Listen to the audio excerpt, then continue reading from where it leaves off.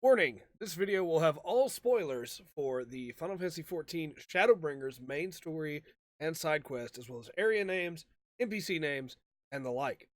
Have been warned. Having now finished the Shadowbringers main story quest, I'd like to take a few moments just to talk about my thoughts on it, how I feel about the story itself, how I feel about the characters, why I think it's not only one of the best MMO storylines ever, but one of the best Final Fantasy storylines ever, and just to talk about it for a bit, just to gush. This video is not scripted, so forgive me if I trip over myself a few times. But I absolutely adore this story, and I wanted to get a chance to talk about it. From the very start, when you meet the merchant, and he's like, "We haven't had a dark night in over 100 years." And it's like, that's not great. You learn about the Flood of Light and everything there, and we already knew a little bit about it, but you learn a lot more. And then, you see his ring, and he's worried about you, and he's like, "Hey, take care of yourself." And you get to the city, and a Sin Eater attacks Lena, and you meet Lena, and she's awesome, by the way. But Sin Eater attacks her, and she kills it, and from its remains drop a ring. And the ring is the ring that the merchant was carrying, that he was wearing, and it hits you right away. This is not going to be a kind story in a lot of ways. This is a world that is on the brink of extinction, and the people feel it, and anybody could go at any time. Nobody's safe. And from there, it just keeps going. It keeps hitting harder and harder and harder and harder with every big main story beat. And you get into the stuff with Ardbert, and again, I want to talk about individual characters later, but you get into the stuff with Ardbert and with Emmett Selk, and all of that is great. The Scions are represented so well here. You lead in through the zones themselves. I want to break down each zone as well and just give a thought on the individual stories for the zones. So we'll start with Lakeland and the Crystarium. I think that's a pretty good story. It requires Amarang and Calusia to be able to work in the way that they tell it, but because they send you to both those places first, it's not really that big of an issue. Lakeland itself is pretty cool and has my favorite moment in the entire expansion in it, and we'll get to that in just a little bit. But I do think Lakeland itself is really cool, and I think the Crystarium is probably the best hub that 14's ever had. I think the Crystarium as a hub is really good. I think it's a good zone. Really interesting NPC storylines there. The stuff with Morin and everything going on there. With the tonic to be able to help people rest from overworking themselves, and Bethden and everything there is really cool. That's also where you get your role quests, which allow you to look into stories of Ardbert's companions. And those are also really good. Lakeland, solid. Not my favorite of the new zones, but I don't really dislike any of the new zones. I guess Amarang is probably my least favorite, but I don't dislike it. I still like it a lot more than many others. But I think the Lakeland story is pretty good. Everything getting into Holminster Switch in that first dungeon is really solid. Very good start. It wasn't to the quality that the rest towards the end is, really, especially with that first Ranjit fight that kind of goes on for a little bit too long. But as a whole, I think Lakeland was done very well. And if not for Lakeland, you wouldn't have the setup to lead into some of the other areas. From Lakeland, you have the choice to either go to Amarang or to Calusia. I went to Amarang first to check on Alice. And again, I'll get into the individual characters a little bit. But Amarang is the desert zone, and it should be super boring, but it's not. The Mord and everything going on with them, trying to keep a business going in this world that's falling apart, to be able to give supplies and sell supplies and manage their own lives, take care of their own families, but sell supplies to this group of people that are desperately trying to make people comfortable until the Sin Eater plague. Once they're attacked by a Sin Eater, if they survive, they could have been tainted by the Sin Eater, and then they're eventually going to turn into Sin Eaters, and it's super tragic as you get more of the feeling of this world that is just falling apart. And the whole time, of course, you have Ardbert with you, and he's the hero that failed to save this world, and you have him talking about how there's no hope, and it's no good. You might as well just give up. It's already over. We lost already. The fight's done. But you meet Tesleen, and Tesleen is, she's basically wearing a sign that says she's gonna die, but even I didn't expect how she was gonna die, and it's rough. Tessaline going out to try and save the child gets killed by a sin eater, and then before your very eyes turns into a sin eater, and it's just horrifying. It's horrific watching her turn into a sin eater, and then her first words after turning into a sin eater is "I'm sorry, Alice." And it's just, again, it's just heartbreaking, man. Over and over again, this expansion just hits you right in the heart. But you do eventually leave Amarang, and you go to Calusia, and your goal there is to get into Yulmore. You meet up with Alfino, you know. And I do think the first couple quests around Calusia were kind of slow. Coming off of Amarang, I think it might have been different if I'd come off Calusia into Amarang. But I do think the first couple quests were a little slow. Once it gets going. As you learn about the depravity and you learn about, you know, just how bad Yulmore is.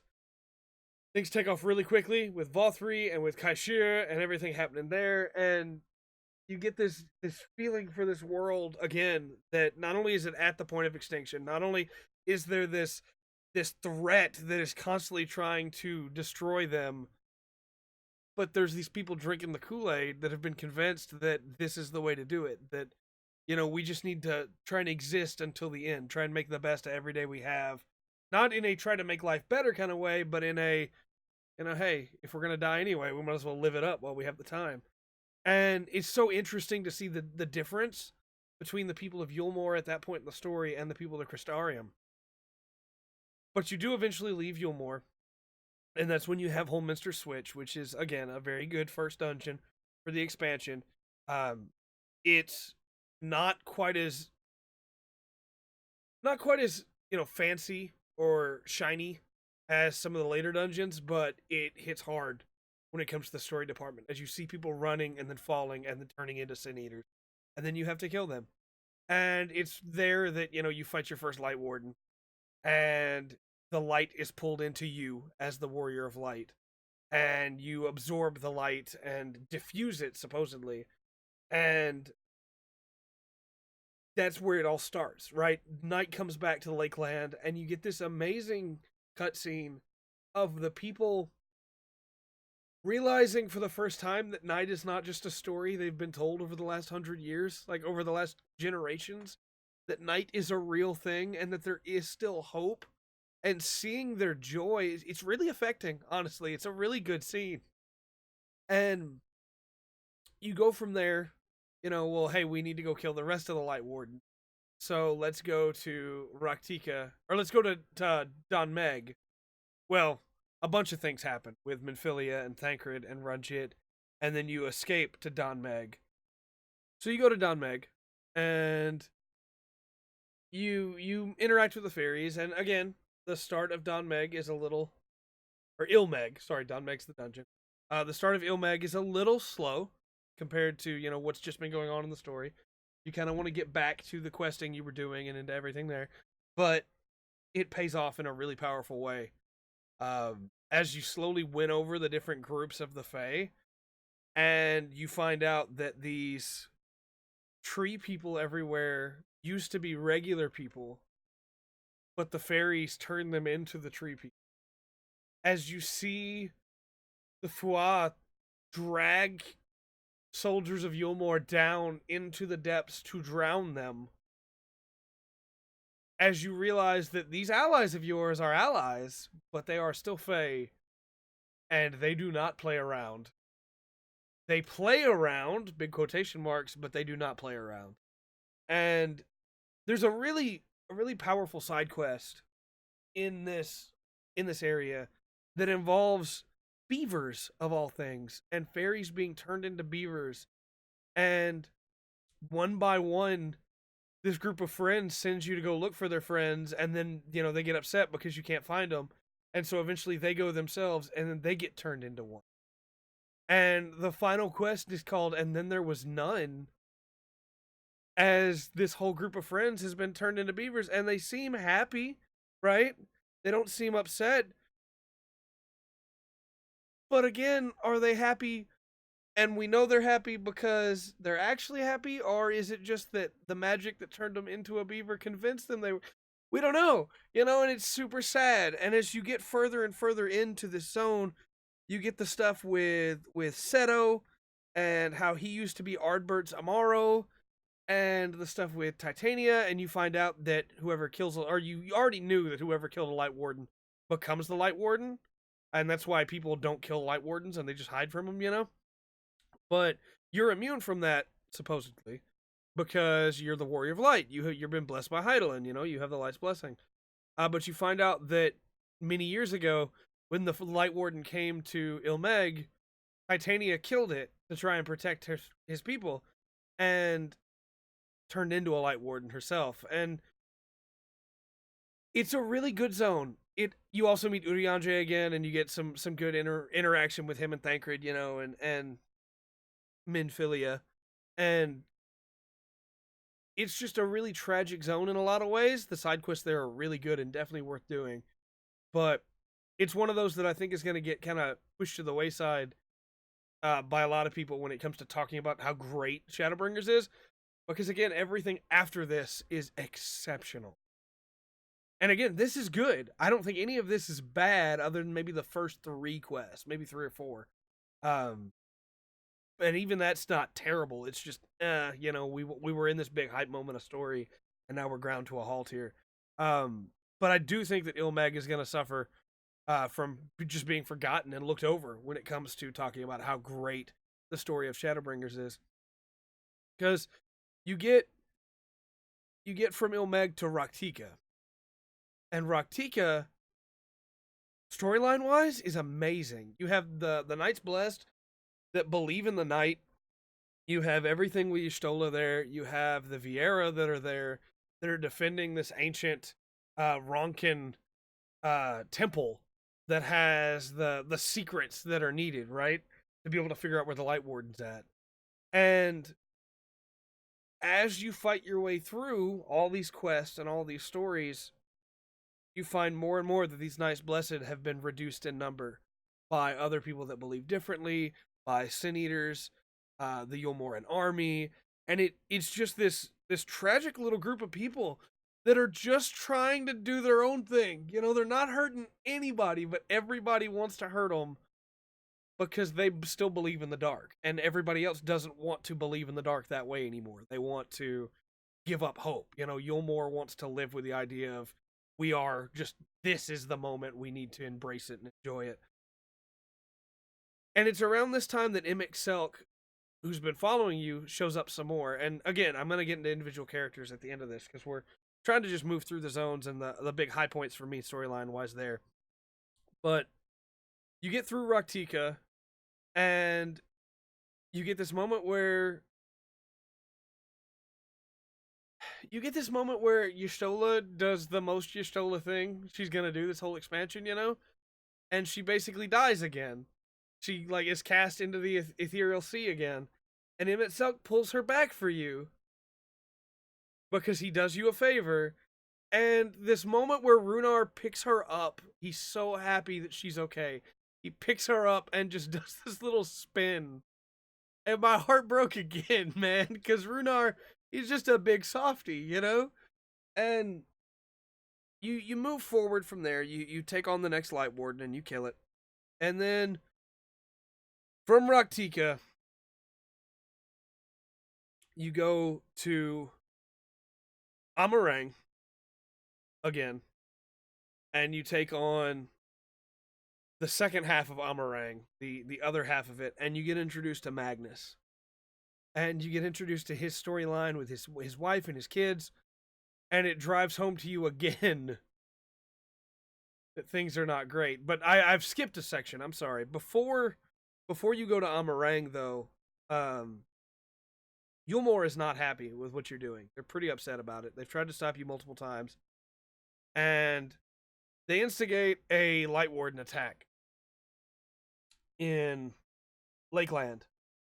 And my favorite scene in all the expansion happens in this sequence, which is where you're doing your best to save as many people as you can, but you can't save everybody. And there's this soldier wounded up against a tree, and this medic, who we learn his name from a side quest in there, is Colfus. And Colfus is, and we learn that afterwards.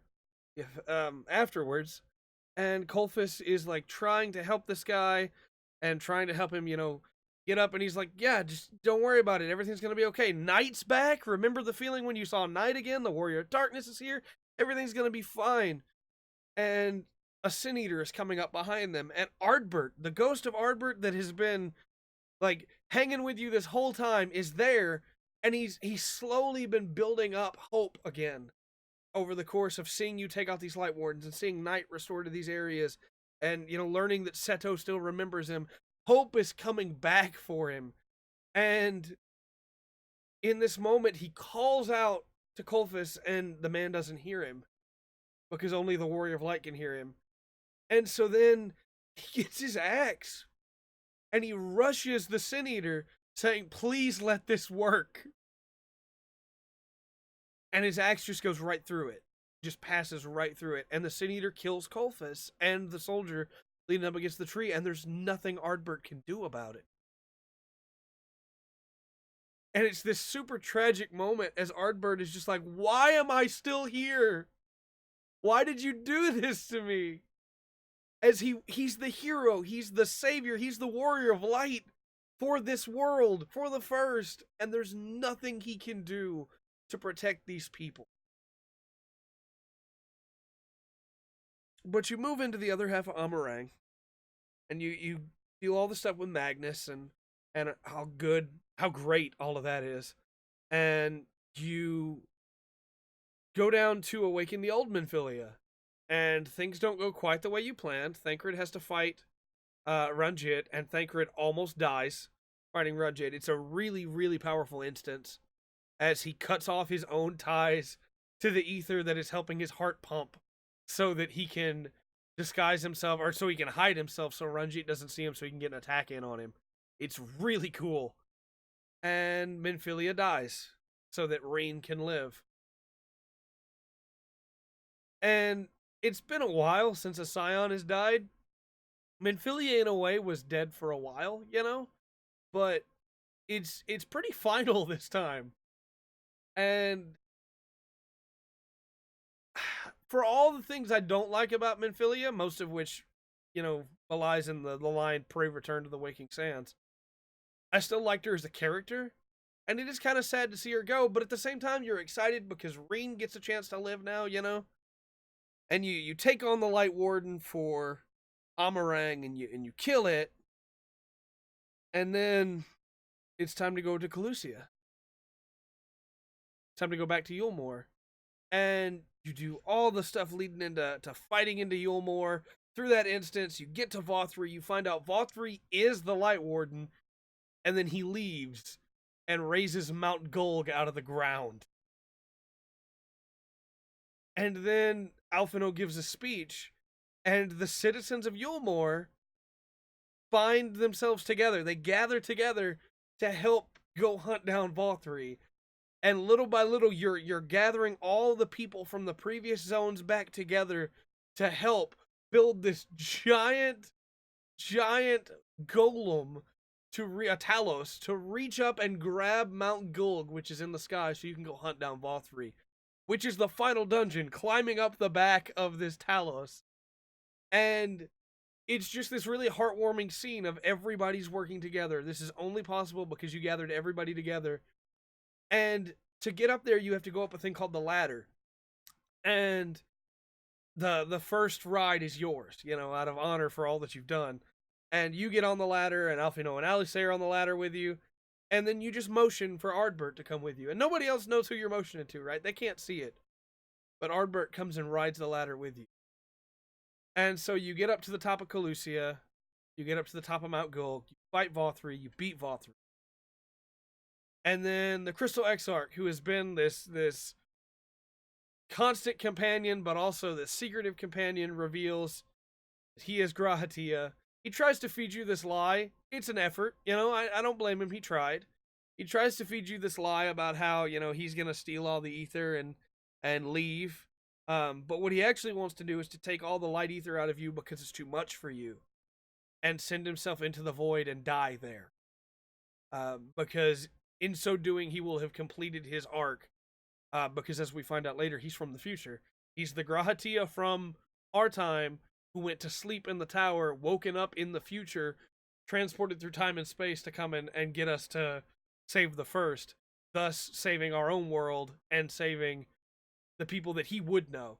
He's aware that those same people are not around anymore, that he's affected timelines, and that's not how it works, right? That he can't just go back to that time. Those people aren't okay. But he wants to make a difference anyway, and he's willing to die for it. And it's a really powerful moment, right? Where you try to convince him not to do it, but he's not listening, and you can call him by his name, and he starts to cry. And then Imixelt shoots him and carries him away and leaves you to turn into a Light Warden and slay all your friends. And were it not for Reen, you would have. And you would have killed all your friends and turned them into Light Wardens, because now you are the Light Warden. You are the Sin Eater, the one that controls all the light, and all of the zones that you have restored night to get light again. And you have to chase down Imixelt, not knowing how much more time you have, trying to push away your friends, because if they're near you, you could turn any minute and kill them, and then they'd turn into Sin Eaters, and it'd be terrible for everybody. Knowing that if you turn into a Light Warden, if you fully transform, nothing can stop you. You're way more powerful than everything else. But Ardbert takes your side. And Ardbert stands beside you and tells you that he's willing to carry this burden with you. That he believes that's the reason that you can even see him. And so you chase down Imixelt. And you get down to the lost city of Amalrot, which has been reconstructed by Imixelt. And you find out that it's the city that he used to live in, along with all of his friends and his family and everybody he knew. And that's their goal. The rejoining is to try and return Amalrot. And so then you learned that Imixelt has been, you got hints of it the whole time, but you got little pieces, and now you get the big piece that all he wants to do is get his family back, his family and his friends. And you are the big obstacle in the way. But he also doesn't hate you. He had high hopes for you. You know, he wanted you to be able to contain the light, and then maybe you would be on his side. You would be strong enough to be able to stand beside him and help him bring back Amalrot. But clearly that's not to be. And so we hunt him down, and we go through a dungeon. The final dungeon is the ruined state of Amalrot. As you go through, as the city's collapsing, as it's falling apart, you fight the final boss of that dungeon in space over the top of the original world before it split into all the different shards, into the source and the first, and as it is being destroyed by this calamity that has fallen upon them, made by their own design, as their creation magics went out of control. And you win the fight, and then Imixelt shows up and just starts taking down your friends. Just boom, boom, boom, boom, boom, boom, boom. And then he downs you, and you start spitting up white goo because you're going to turn into a Sin Eater, and it's all over. There's nothing you can do. Reen goes to try and push it back again, but she gets shot, and she's down, and it's over, right? It's all over. And then Ardbert holds out his axe to you. And you take his axe and you join your souls together, and he speaks through your body as you stand back up again to fight, as the Shadowbringers main theme kicks in. And it's such a good scene. It's one of the best scenes ever. And then you fight Imixelt, and he takes on the form of Hades. And there's this really powerful moment in the end of the fight where his darkness has become overpowering, as he is the true warrior of darkness, right? And we are the warrior of light. His darkness has become overpowering, and your light is trying to stop him. And Ardbert's light joins with yours, and you throw Ardbert's axe through Imixelt. And his final line to you is, "Remember us." remember we existed. And you nod, and he smiles, and he dies.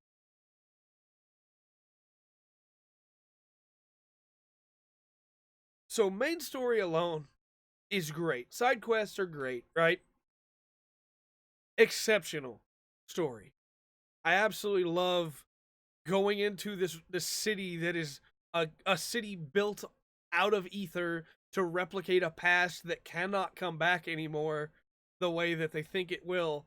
As we learn their true motives, we learn more about the Asians, we learn who they are, what they wanted, that they just wanted to bring back their home. But even though we understand where they're coming from, we can't just give that to them. We can't just let them have that. We have to stand up and fight, because if we don't stand up and fight for our people, they're all gonna die, and then we'll be just like the Asians. It's this dichotomy of, I understand you and I respect what you're trying to do and I wish I could help you, but what you're trying to do is gonna cost me everything, so I can't let you do that and I have to stop you. And there's this mutual respect that you get with Emmett Selk. He might be my favorite enemy, my favorite villain in all of Final Fantasy. I need more time to, be able to come up with that for sure. More time to be able to cement that. But he's really solid. And so let's talk about the characters for a little bit. Because we've talked about the main story. Let's talk about, we'll start with Lena. I think she's really good. The scene where she wants to keep fighting, even though she's lost everything, for the most part. Where she's injured, and she tries to stand up and walk away, and she falls because she's too injured. And while she's on the ground, she's like, hey, I've lost all of it. Don't you understand that I want to keep fighting? I'm not as strong as you are, but I want to keep going. It's a really powerful scene. And there's also the scene where she's being, like, swarmed by Sin Eaters, and Reen comes around to try and save her. And when she does, Lena goes, they turned on me. And you see the 6 Sin Eaters that have been killed. There are 6 weapons around Lena, because her platoon members were killed and turned into Sin Eaters and then attacked her. And that's a really powerful moment. You have the Crystal Exarch, you have Grahatia himself. Love Grahatia, man. And what you find out about him and all that he's done to be able to try and save you, because in saving you, he can save everyone. Really good. Even at the cost of his own life, right? He was ready to give up everything. And I think he's a really powerful character.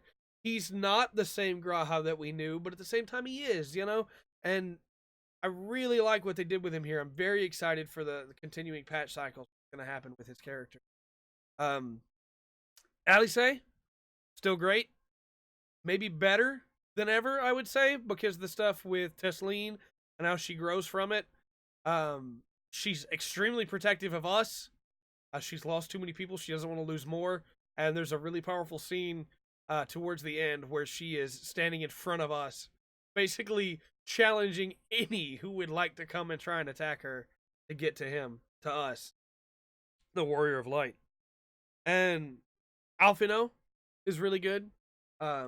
He comes into his own again.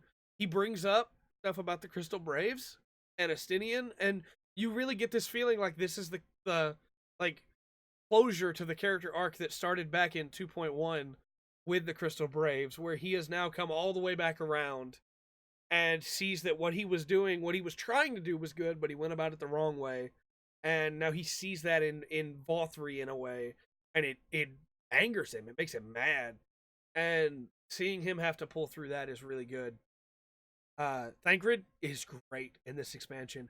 Struggling with the previous Minfilia versus the new Minfilia, right? That's a tough thing for anybody to do.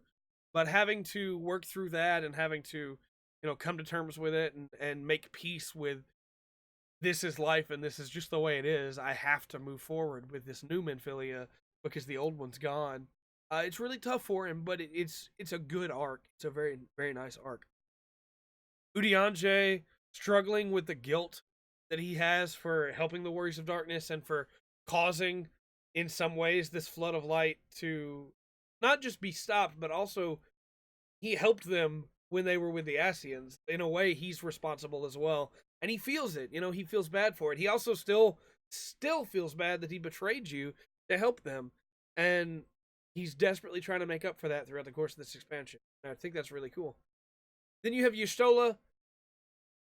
Y'shtola, I think, has always been Y'shtola, and there's no real changing her, you know? But I do think she's just herself, but times 100 here, you know? She is still being Y'shtola, she's still making her snark, she's still leading people, she's still defending people, she's still giving up of herself. Always. The moment where she throws herself off the cliff to get the antidote for the Knight's Blessed, and then is ready to die, you know, to save all of them, is a really powerful moment, because that's Y'shtola. You know, that's what she always would have done. That's what she always will do. She will defend others to her dying breath. I think that Reen is a pretty good new addition to the cast. I like her. I think she's got a lot of growing to do, but she's already on the right path for that. And I'm really excited to see, you know, where she goes in the future. Right now, she still carries a lot of weight herself when it comes to decisions that she's made, and when it comes to previous Minfilia having to die for her, you know. But I think as she comes into her own, she'll be even greater than she already was. And there's a really powerful moment at the end of the MSQ and the post credits cutscenes that shows that she is moving forward. She is ready to take those steps to make her life her own. You know, Emmett Selk, as I said, great villain, absolutely amazing. The way he carries himself in every cutscene, with the heavy way that he walks and the way that he slouches, he's so tired. He's been doing this for so long, and he's so tired, and he's so close. But we're in the way. And he honestly wanted to find a way that we didn't have to fight anymore, that we could work together, because he honestly hoped that we would understand where he's coming from, and we do, but that then we would help him, and we won't. And it leads to that really powerful moment again where he asks us to remember them. And I will. Emmett Selk's a really good villain.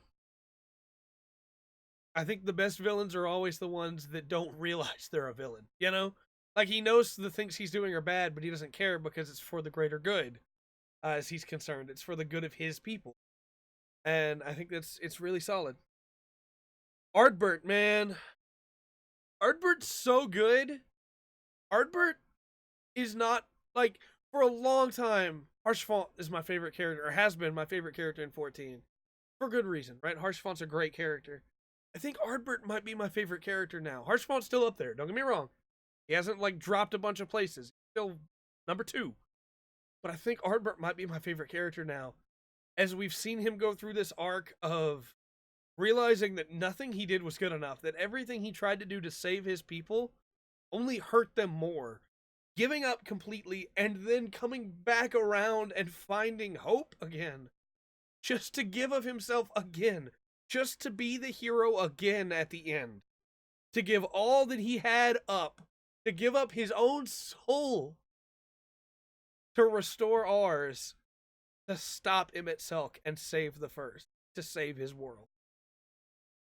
There's so many great moments, like the mural, when he sees the mural they carved for him, or, you know, when Seto's talking, and you have that conversation with him. There's so many great moments. And that final moment, man, where he walks back into the Crystarium, and his friends are there waiting for him, and he finally gets to go be with them, instead of having to wander this world alone. Ardbert's great. His story is so satisfying in how it turns out, but it's also so tragic. There's a bunch of other little characters that I think are really good too. I think Magnus is really good. I think Morin's really good. I really like the guys of Clan Nutsy. I think they're pretty funny. There's a lot of Feoul is great. Just a lot of really good characters in this expansion, and that's not even talking about the music, but again, this is supposed to be a story review and talking about how much I like the story. Music's not supposed to factor in very much there, but the music's really good. You should just listen to the music a little bit. You know, a little bit of Lahi in there. But I think Shadowbringers is not just the best expansion in 14. I think it's not just one of the best stories told in MMO. I think it's one of the best Final Fantasy games on its own. Even without the previous context of Stormblood, Heavensward, and A Realm Reborn, even without knowing who the Crystal Braves are or Estinian is, or knowing that the Warriors of Darkness were there before and that Urianger helped them, the stuff you get in Shadowbringers alone, I think, is top tier Final Fantasy. I think it's one of the best. Let me know your thoughts in the comment section down below. And until next time, I've been Trey. This has been the Full Spectrum.